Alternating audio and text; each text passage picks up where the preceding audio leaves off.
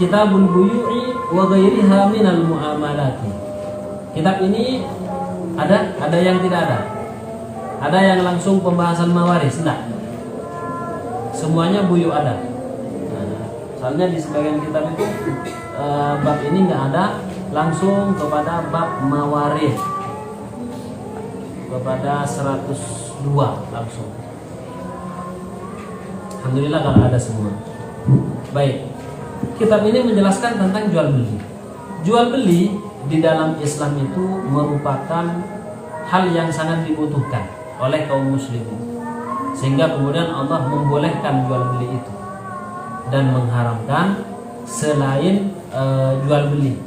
Jadi mendapatkan barang dengan cara yang diharamkan seperti menggunakan riba kayak itu diharamkan. Wa halallahu al-bai'a wa harrama riba. Al-buyu'u, jual beli, salah satu asya, ada 3 macam. Jadi kalau jual beli itu ada 3 macam. Nah ini kasir yang Okimart ya, Mahmud Ahmad itu nanti benar-benar dipahami. Katanya Sayyidina Umar, orang yang tidak belajar fikih buyuk jangan pergi ke pasar kami. Mau dia itu jualan atau mau beli. Jadi kalau nggak paham masalah babul buyuk, tentang masalah jual beli, nggak boleh pergi ke pasar. Terus belinya gimana? Maka dia nyuruh orang di rumah, nyuruh orang belikan ini, warnanya ini, seperti ini. Gitu ya. Kenapa kok demikian? Agar hati-hati, agar tidak terjadi tipu daya dan yang lain-lainnya. Makanya ini penting sekali.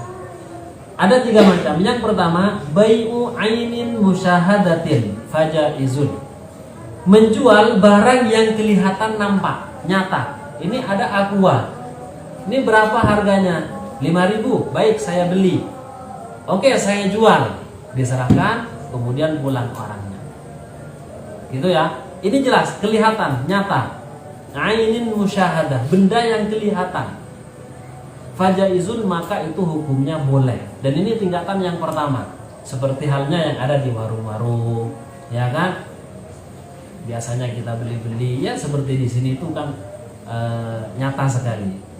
Nah, dan ini tradisional. Artinya sejak dulu sudah digunakan praktek yang pertama ini. Al-aslu fi masyru'iyatil bai'i ayatun. Adapun dalil di dalam disyariatkannya jual beli ada beberapa ayat. Minha di antaranya qauluhu ta'ala adalah firman Allah Ta'ala, wa ahallallahu al-bai'a wa harrama riba.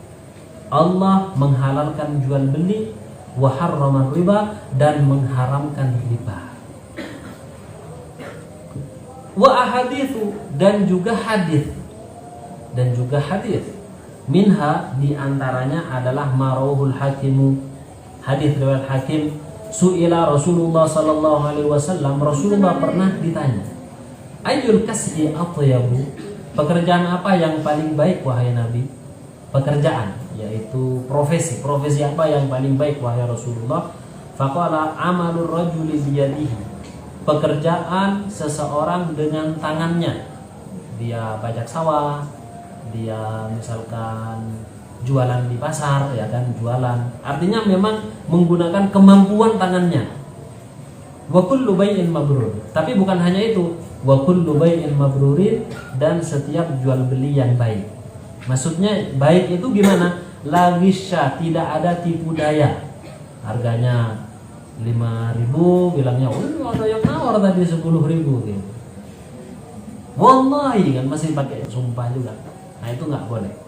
La ghisya fihi wala khiyanata, dan juga tidak ada khianat, tidak berkhianat kepada temannya yang akan membeli itu. Jadi ini yang pertama ya. Yang kedua, wa bai'u syai'in mausufin fi dhimmati fajaizun idza wujidat as-sifatu ala ma wusifa bihi. Yang kedua, bai'u syai'in, jual beli sesuatu, mausufin fi dhimmah, yang disifati di dalam perjanjiannya, ya kan? Maka itu hukumnya boleh. Jadi begini, Mbak, saya punya aqua loh. Mana aquanya? Ada di rumah. Nah, yang betul, masa jarang-jarang kamu aqua minumnya biasanya dari sumur langsung. Enggak betul, saya punya yang 500 mili, 600 mili. Ada fotonya. Oh, enggak punya saya ini. Enggak punya, ada, tapi yang jelas ada. Baik, saya beli. Oke, ini uangnya. Sudah, dia bayar di muka. Nanti ya saya kirim ya, kemudian dia kirim. Nah, ini adalah jual beli mausufin yang disifati mati dalam perjanjiannya. Ini kan janji antara jual beli antara penjual dengan pembeli. Disifati. Kalau ada fotonya gimana? Apakah masuk dengan ainin musyahadah? Masuk ainin musyahadah yang pertama itu benda yang langsung dilihat? Tidak. Kecuali fotonya itu yang terupdate. Ini loh ada, saya sebelum berangkat saya foto dulu ini. Atau malah divideokan. Ini videonya ada, sebelum berangkat tak videokan dulu ini. Oh iya ya, seperti itu. Tapi tetap itu masuk dalam mausufah fi dhimmah. Karena bisa jadi dia itu aplikasi juga gitu kan. Ini ternyata botol-botolan yang dia edit gitu kan. Dikasih gambar aqua, terus dikasih efek semacam air gitu kan. Apalagi sekarang ada TikTok, ada Instagram dan yang lainnya. Kan gitu.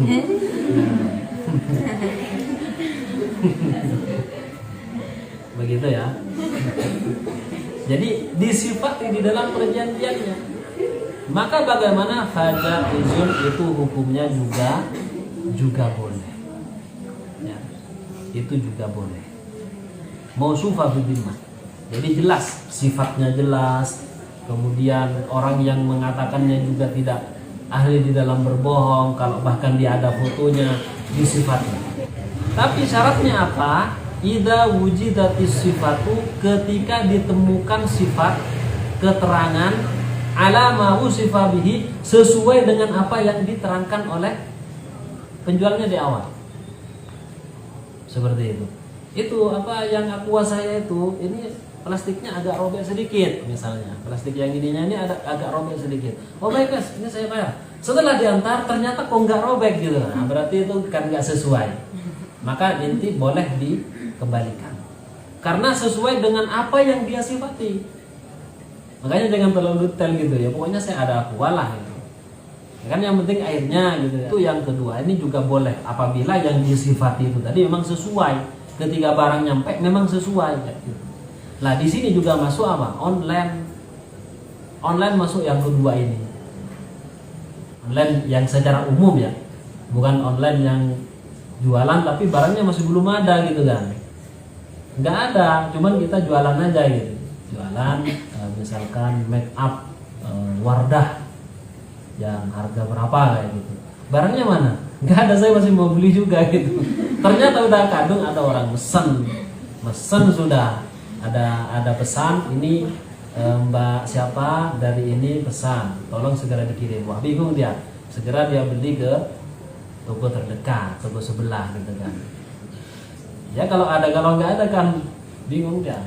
Nah ini kan jualan dulu tapi barang nggak ada, kecuali dikasih penjelasan, pesan dulu, apa namanya kalau ini. Nah itu pesan dulu. Ya kan dari awal sudah ini pesan dulu, belum terjadi akad. Nah, begitu ya. Ini yang kedua, umumnya di sini online. Selanjutnya, wa bai'u 'ainin ghaibatin, menjual barang yang enggak ada. Barangnya enggak ada, cuman ya saya jual aja gitu. Lam tusyahad, udah gitu enggak kelihatan. Maka bagaimana? Fala yajuzu, itu tidak boleh. Barangnya enggak ada, terus kemudian kita jualan dan nggak ngasih keterangan. Ini kalau mau pesan dulu, baru kemudian nanti terjadi akad jual beli. Nah biasanya ini banyak ya kalau di online itu apa namanya? Dia masang foto.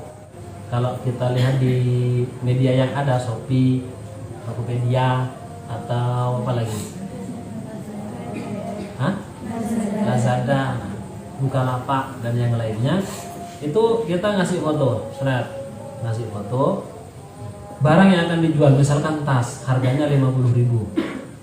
Kita nggak punya tasnya, Cuman kita udah hubungkan kepada pihak ketiga agar kemudian nanti kalau beli, ya misalkan beli itu nanti pakai nama kita dihantarkan ke dia.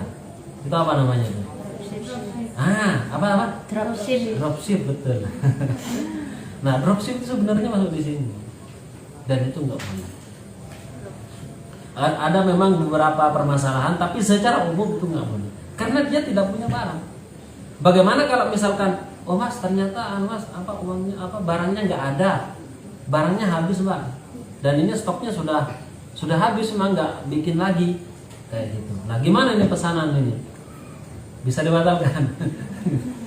Gitu kan? Kalau dibatalkan nanti kan ratingnya bisa anjlok dan yang lainnya. Makanya lebih baiknya tidak menggunakan dropship tadi. Nah, jadi menjual barang yang tidak kelihatan gaib, lam tusyahad, tidak kelihatan, fala yajuzu, maka tidak diperbolehkan. Kenapa? Li'annahu ghararun. Jadi langsung dianggap gharar. Li'annahu, karena sesungguhnya hal ini ghararun itu adalah tipu daya. Ya kan, tipu daya ya. Ai fihi khatarul ghishi, karena di sana ada bahaya penipuan wal khida'i. Artinya sama. Gharar, al-ghish dan juga khida' itu artinya sama. Ada unsur penipuan dan Rasulullah melarang hal ini. Waqad naha Rasulullah sallallahu alaihi wasallam an bai'il gharar. Rasulullah melarang jual beli gharar. Jadi memang harus yang jelas ya. Karena memang lihat pengalaman online itu. Banyak orang yang kemudian pesan lalu kemudian sudah transfer tiba-tiba nomornya hilang, nggak bisa dihubungi. Banyak kejadian itu. Dan atau misalkan sudah beli, sudah mausuf fid dhimmah, sudah mausufin fid dhimmah, beli bajunya bagus sekali, sesuai nomornya juga L dan segala macam. Ternyata setelah datang bajunya kecil sekali, bahkan ada yang baju mainan gitu. Kan begitu. Nah ini nggak sesuai. Nah ini tentunya sangat membahayakan ya, akan terjadi tipu daya dan akan merugikan konsumen. Ya kalau penjualnya beruntung mereka di dunia, akan tapi di akhirat dia tidak beruntung. Nah, ala kulli hal seperti itu, insyaallah kita lanjutkan pada pertemuan berikutnya. Ini wa yasihu bai, ini lanjutannya pembahasan. Baik, sebelum kita tutup ada yang perlu ditanyakan dulu? Ya, silakan. Ustaz, permasalahan dropshipper ini kalau misal memang sebelum sebelum posting itu sudah diklaim bahwa dirinya seorang dropshipper, kemudian ketika datang barangnya juga jelas, tidak ada horornya, pesanannya itu juga dalam segi harga itu juga memang sudah di harganya itu, apakah tetap masih dianggap horor? Jadi begini, dropship itu misalkan ada ketentuan yang kemudian nanti bisa boleh. Kalau yang umumnya seperti yang ada itu nggak boleh. Pertama, yang kemudian boleh harus menggunakan nama pihak ketiga. Karena hakikatnya yang jualan adalah pihak ketiga dan kita adalah apa? Kita hanya makelar saja. Jadi kita masarkan saja. Itu yang pertama. Yang kedua, bayarnya ke sana juga, tidak ke kita. Jadi yang kedua bayarnya ke sana. Kemudian yang ketiga, apa yang pertama tadi? Atas nama orang yang ketiga itu, bukan nama kita. Kemudian yang kedua itu adalah transfer ke dia langsung, bayar ke dia langsung. Dan yang ketiga ujroh, fee, apa? Upah. Kita dikasih diskon berapa? Kita tidak boleh menentukan sendiri. Di sana yang ngasih. Nah, ketika tiga hal ini bisa, maka itu tidak mengapa. Cuman hakikatnya apakah seperti ini? Apalagi sudah tersistem seperti halnya Tokopedia ataupun Shopee dan yang lainnya, itu sudah tersistem. Ada pihak ketiga. Nah, kalau makelar secara umum ya boleh, samsaroh namanya. Samsaroh. Dalam fikihnya itu samsaroh. Jadi kita menawarkan, Pak ini saya ada barang ini. Benar punya? Ya teman saya yang jualan Pak. Sampai nanti tak hubungkan ya. Nah, terjadilah kemudian sudah kita sepakat ya mas, saya percaya sama sampean. Udah Pak, kita menghubungi pihak yang ketiga, Mas, ini ada yang pesan barangnya 1, langsung transfer ke sampean ya? Oke, transfer. Nanti pakai nama sampean? Oke, pakai nama sampean. Nanti saya dikasih berapa? Tak kasih 10.000. Oke, siap. Nah, hal seperti ini itu boleh. Tapi kalau kemudian menggunakan nama kita, transfernya ke kita ngambil sendiri keuntungannya, itu nggak boleh. Karena hakikatnya apa? Ya kita nggak punya barangnya, hakikatnya bukan milik kita barangnya, punya orang lain, dan itu tentunya hanya orang lain. Seperti itu. Begitu ya.